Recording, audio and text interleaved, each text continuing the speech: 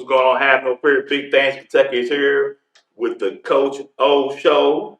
Oh man, how you doing, sir? I'm doing good, man. I'm doing good. How you guys doing today? All right. Oh, we're gonna jump right into it, man. Tell us about this past week of the Dirt Bowl. Who's impressive? What teams we should be on the lookout? All the good stuff. Man, we've had a great week of ball, man. We've had some minor upsets. We've had teams win who we thought would win. We've got teams at the top of the list who are normally at the top of the list and who we expect to be at the top of the list. But that 8 to 16, Yeah. we got about 9 teams that's 1 and 2. Yeah. And it's going to be a mad scramble to get into the playoffs and those play-in games. So we're looking at 8 teams gonna make the playoffs, correct? Right, we haven't decided on how many we're going to put in the playoffs yet.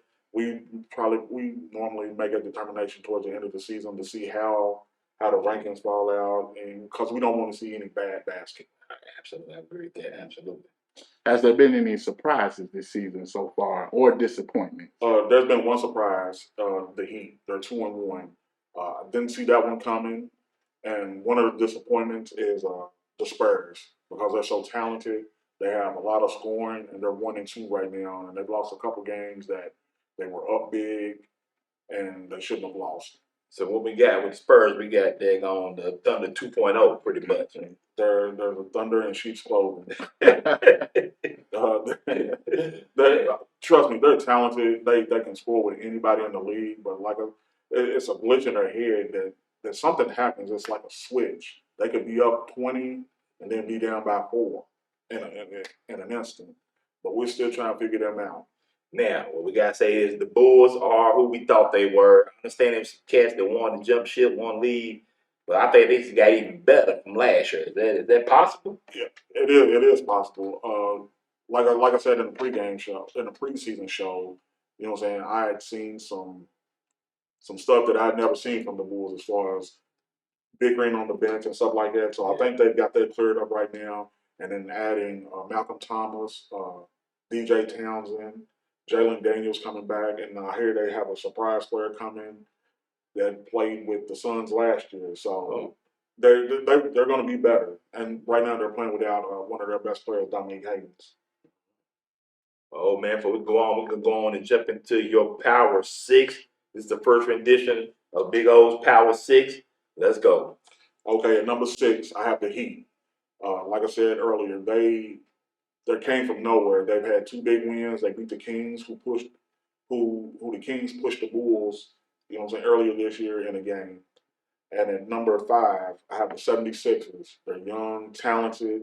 They have a dynamic scorer in Sam Parrish, who might be the newcomer of the year the way he's playing. Number 4, I have the Sonics. They shoot the ball probably better than anyone in our league.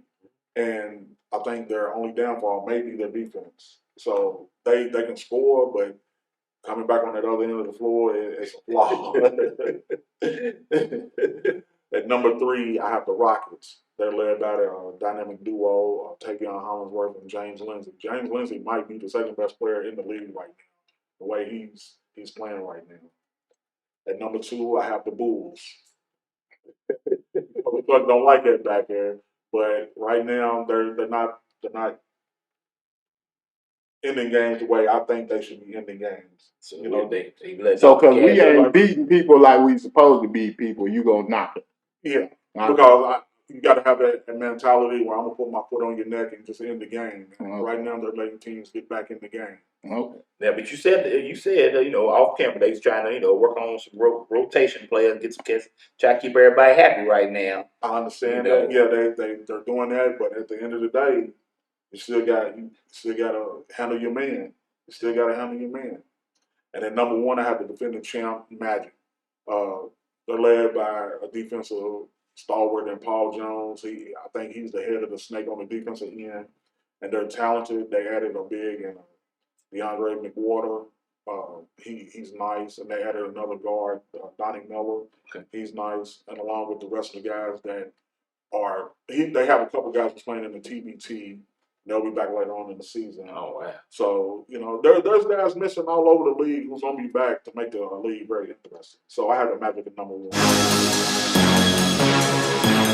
Okay, we have a special guest, our first player of the week in the Lexington Dirt Bowl, Darius Jones Gibson. Okay, today on the O show we have Darius Jones Gibson. He's one of the best players in our league today that we have in the Dirt Bowl. He's also our first player of the week this year. Debo, thank you for coming in and kicking it with us today, man. Can you tell us about your basketball journey, man? Yeah, I started out in Taste Creek. After I finished there, I signed with a junior college in Eastern Arizona. Stayed out there for a year. I ended up all conference, all freshman team. I qualified, so I was thinking about going Division I straight after 1 year, but I seen a bigger junior college and signed with them in Kansas with Barton Community College. Had a great year out there. At the end of the year, I ended up with about 5 or 6 Division I offers, and I committed to Stanford University in Alabama. My head coach was Scott Pageant, who won a championship in UK, and it was a whole lot of UK connections, so I felt comfortable going there and played good over there 2 years, and then I played pro ball overseas for a couple of years and came back home and got back to the dirt ball. Let me ask you a question, man. You talk about all these stops you made in between there. What kept you going? What kept you drive? What kept you wanting to get to this next level every time you went up? Because you had to take a step up every time you went up. So you had to fight to get where you ended up at. How you explain that journey? Just the love for the game and just the work ethic to get better. I played basketball all my life, so I knew I wanted to do this. And then once I started getting better, I seen that I can take it to the next level, be the first one in my family to get a scholarship, and then be the first one to play overseas. So just that drive in me kept me going. So what you tell a young cat that's that's out here now thinking everything's supposed to be D1 and sunshine and all that? What do you tell them? Man, I tell them go where you want it and go where you can play it, because at the end of the day, it's about getting that degree. So that's was my main thing. Am I going to play? Am I going to get the degree I want to get? It's not about the name of the school. I think that's the main thing. Gotcha. For a guy who's played on every level of basketball, what comparisons do you have playing in those leagues, playing D1, playing pro ball, and then coming back home? What's a comparison? My main comparison would be dirt bowl and overseas with how physical it is and just the talent level, because we got so many players in the dirt bowl that just very talented, and some of them didn't go to the next level maybe because of different situations. But man, we got some people that with the right people behind them, they could have went to the next level. Now, I got a question that Quentin Walker brought up earlier. Who is this Jay Robinson? Hey man, I don't know who that is. We had a couple different ideas, but I don't know who it could be, especially with how proper they've been typing on Facebook. every time we look up, man, we think it's one person, and we look at him like, can't be him. Then we look at somebody else, it can't be him. I've accused Debo. Debo's accused me. They knew I was shooting basketball with Hayes for 2 hours in the park. It was only 4 of us out there. No one had the phone out. So it's a big mystery. We still trying to figure it out. Yeah, okay. I got a question here. When your first time you playing dirt bowl, you hit the league, probably a different time. Who was that player that came and gave you your first work out there in the dirt bowl? My first work when I hit the league, probably Scotty for sure. That was the time where you had to play man, and he was dangerous with it. You couldn't play in that zone. So yeah, it showed me first. So right now, you're playing in this league right now. We have some talented cats. Mm-hmm. So who would be your biggest adversary right now?